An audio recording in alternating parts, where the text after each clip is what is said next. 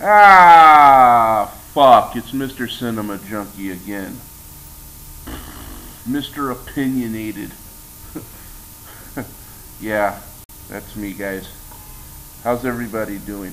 I just watched a video that's like a year old. So the movies that were referenced in it, they're kind of old hat. But I watched the video because of the title. Of course, the title just drew me right in. And the title simply was, Horror Fans Are Retarded. With a little disclaimer underneath that said, not all of them, of course. And it was by a YouTuber by the name of Astora Ridgely. That's the channel name. I don't know if that's the guy's name or not, but Astora Ridgely. And in it, he said that horror fans, for the most part, are retarded. Basically, because a lot of them, remember he said not all of them, a lot of them bitch and complain about remakes and sequels but mostly remakes. Mostly was the subject of remakes. And is my camera jacking up over here? Hello? Alright. Excuse the hair, man, it's very dry. Staticky today. But he said that they bitch about remakes, and this is true. This is true. The purists in the horror community will say, the remake, you can't do that. The original was so good. You can't do that. Blasphemy! And I've heard it. I've heard it a million times, and that's very true. Horror fans will crap about remakes. I used to. Back when remakes first started making the rounds, I'm talking way back. I was like, ah, come on, man. I didn't bitch too much about the remake for Night of the Living Dead in the 90s. I didn't bitch too much about that. I thought it was really good. And it is possible to like a remake better than the original. I like the Dawn of the Dead remake better than the original Dawn of the Dead. I don't hate the original Dawn of the Dead, although there are some aspects of it where I was kind of like, kind of threw me a little. Pie fights, things like that. But I like the remake better because it got to the point and got on with what I wanted to see. So, in this, he mentioned the movies Halloween and Texas Chainsaw Massacre. Okay. I have heard this argument many times about Halloween. Number one, that Rob Zombie's Halloween was epic, and the original Halloween wasn't done that well. Okay. I think a big thing that people are failing to see about this thing, and like I said, this is an old movie, and so by now I would hope people have kind of caught on. Rob Zombie didn't remake Halloween because he thought it was done wrong, or that he thought he could make, how do I say this? I guess horror fans are retarded. But he didn't remake Halloween because he's like, John Carpenter knows what he's doing. I'll show him how to make this movie. No, he was paying homage to the original. He respects the original, and that's why he paid a little homage to it. Even though he had said before that he didn't want to do remakes, but he did it. Okay, fine. Astora originally also went on to say that somebody was complaining about backstory for villains. Now this I have to get on board with. I'm not a big fan of getting backstory on a villain, on a movie villain. Backstory to me should be reserved for a sequel, like they did in Nightmare on Elm Street. You never knew where Freddy Krueger really came from, and as the story progressed, then you learned that he was the son of a woman who was raped by lunatics, and you know that's where the character starts to develop. You start to learn more about him.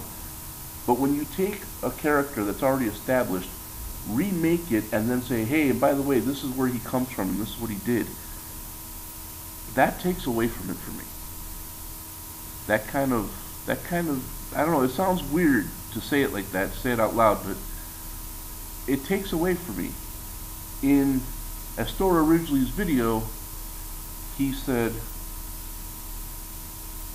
something about the character Michael Myers was supposedly terrifying, but then when he said that they added the backstory, it made him more interesting. Interesting does not equal terrifying. It didn't make him more terrifying. It just made him more interesting. Here's my problem with backstory, is that whenever somebody throws a backstory on a movie villain, they try to make us sympathize with him. Before it was, oh man, he's a crazy killer with a knife and he's gonna kill everybody.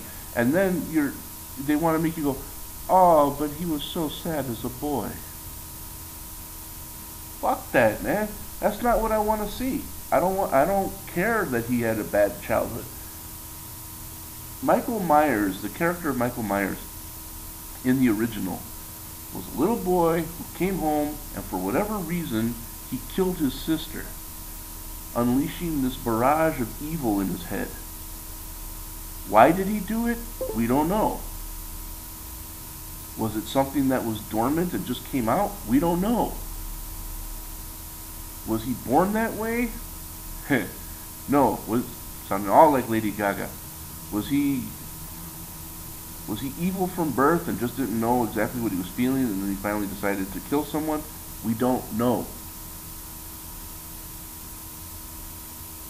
It's not the monster that you see, people. It's the noise in the dark that scares you.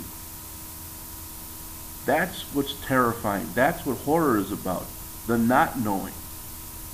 I mean, come on. By the time Friday the 13th, 4, 5, 6, 7, and 8 came along, were you really that scared of Jason anymore?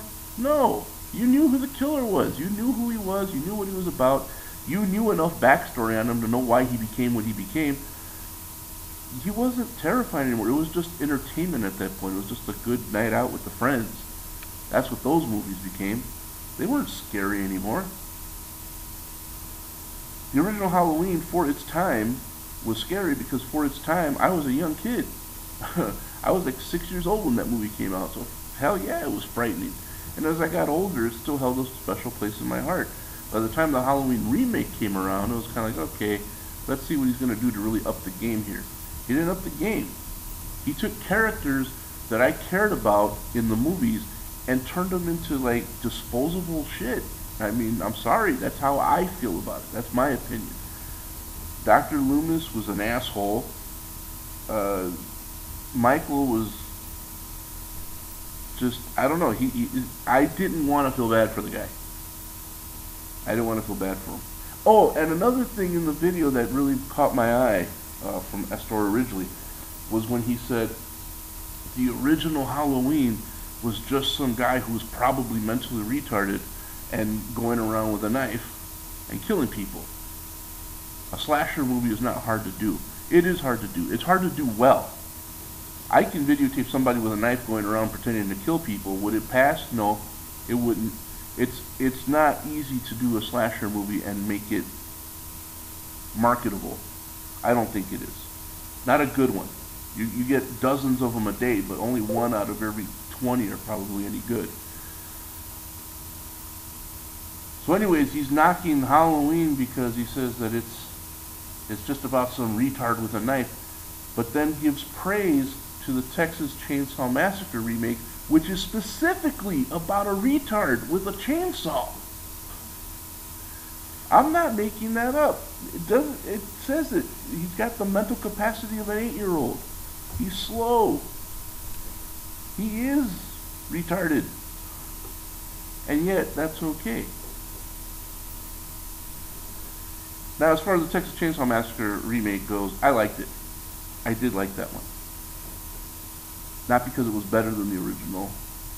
Definitely not because of the backstory. I mean, he is what he is. I kind of liked it better when I didn't know his name. You know what I mean? I liked it when it was just Leatherface. But still, it was a solid movie. It really did pay homage to the original. At least I thought so. My problem with Rob Zombie's movies is his wife. I'm sorry, man. It's just, come on. Please, somebody has to support me on this one. Halloween, Sherry Moon Zombie was Michael Myers' mother, the stripper with the heart of gold. And she looked out for her boy and everything, and then she killed herself, and that kind of set into motion the things that became Michael Myers. Okay, fine.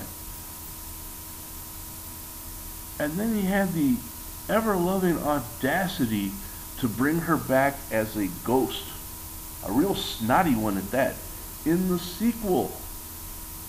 Another thing he said he wasn't going to do.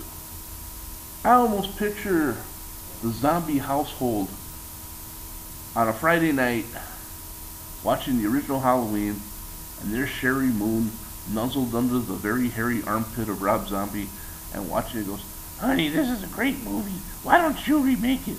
Oh, because I told everybody I wasn't going to do remakes, sweetheart. But I like this movie. Remake it. You're such a great director, and I love you. Yeah, but I already told everyone that I wasn't going to do that. I want to be in a movie! All right, I'm sorry. All right, I'll make it. I'm Rob Zombie. I can make anything. So, oh, goody, I love you. So he makes the movie, puts her in the movie, and he says, you're going to have a really dramatic scene, baby. You're going to commit suicide. Oh, I love dramatic scenes. I'm such a great actor. Yeah. So she takes the gun, blows her brains out, and it's done. She's done. Rap party. She's talking to her friends. She says, oh, yeah, you're going to be great. The movie's going to be fantastic, Sherry. Oh, thank you. I loved it. What are you going to do next?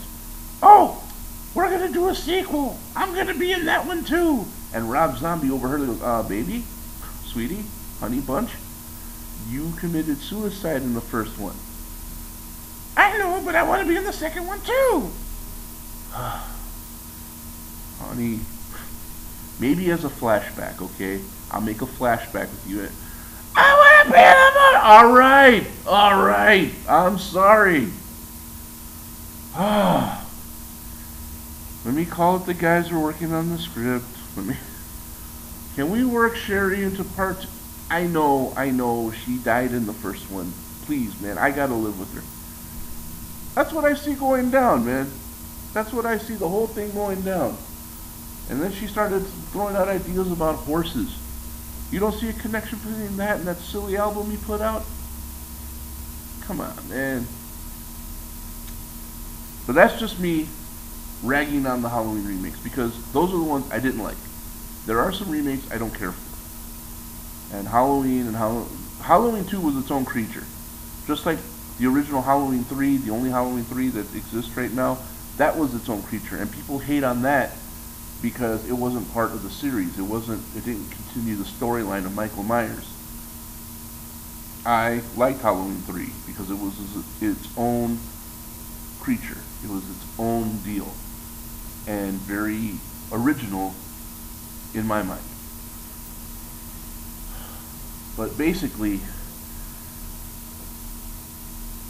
I was just kind of getting off to the little rant that he was having about, it almost boiled down to like saying the original movies weren't interesting enough because you didn't know where the killers came from. And like I said, it's those noises in the dark that really scare you. It's those things you don't see and don't know. The mysteries. That's why death is so frightening. We don't know what's on the other side. We don't know what we're going to meet when we cross over. So that's what I think true horror is about, is not knowing.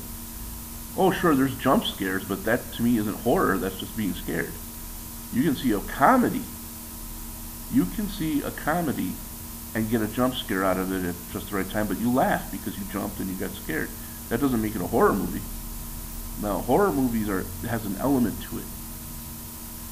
One of the best examples of that was the original slasher movie, Black Christmas. Huge spoiler alert. If you haven't seen it, fast forward or turn this video off now. But in Black Christmas, you never have a backstory on the killer. You never know why he does what he does. but you kind of pick up things in what he says. You hear him saying things about a baby, Agnes, who's supposed to be his sister, so you kind of assume he did something really bad to this child. And then his parents are freaking out. He's doing the voice of his parents, and you can hear them, and they're freaking out, asking where the baby is. So he did something really bad to her, and he wound up killing her. That's what you assume from his voice. By the end of the movie, you got it narrowed down to who the killer is. The killer gets his comeuppance. He gets killed. And then, at the very end, the big reveal is, spoiler alert, he wasn't the killer after all. You never see the killer. You never see who was doing all that. You never know who it was. It ends on that note. And that, to me, is the most frightening thing. Because if you step outside the realm of the movie, then that means the killer is still out there. No one is safe. But in the remake, you had a whole backstory about why he did what he did and what he did with who, and you see him coming from a mile away, and Agnes is very alive, and it took away from that. The less you know, the better. In horror movies, I believe less is more. It really is, because you've got this person doing these horrible things, but you just don't know why he's doing them. You don't. And the more they make a horror movie like on the realm of reality, not like superhuman strength or anything like that, but just a crazy guy who goes nuts and starts killing people for no reason whatsoever, then you start thinking, hey man, that shit can happen today, right now. Like in the movie The Strangers, as crazy as that was, home invasions happen all the time.